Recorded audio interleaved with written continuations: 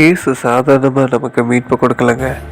அவர் தன்னுடைய உயிரையே கல்வாரி மலையில் பலியாக ஒப்பு கொடுத்து தான் நமக்கு மீட்பை கொடுத்திருக்கிறார். இது ஏன் அவருடைய உயிரை பலியாக ஒப்பு கொடுக்கணும்? ஏன் இயேசு இறந்தால் தான் மீட்பு கிடைக்குமா? யூதர்கள்கிட்ட ஒரு பழக்கம் இருந்தது.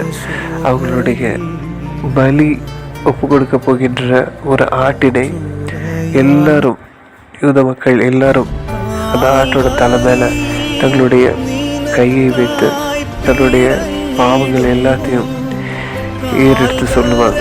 அந்த ஆடு ஒரு பாலைவனத்திற்கு அப்படியே விடப்படும். இவ்வாறு தன்னுடைய தோல் மேல் உலகின் பாவம் அனைத்தையும் சுமந்து பலியான செம்மறிதான் இயேசு கிறிஸ்து. பலி நிகழ்ந்தே ஆக வேண்டும். ஒரு மீட்புக்கு பலி மிகவும் அவசியம். அதான் இயேசு உனக்காக எனக்காக செய்தார். இதை உணர்வோமா?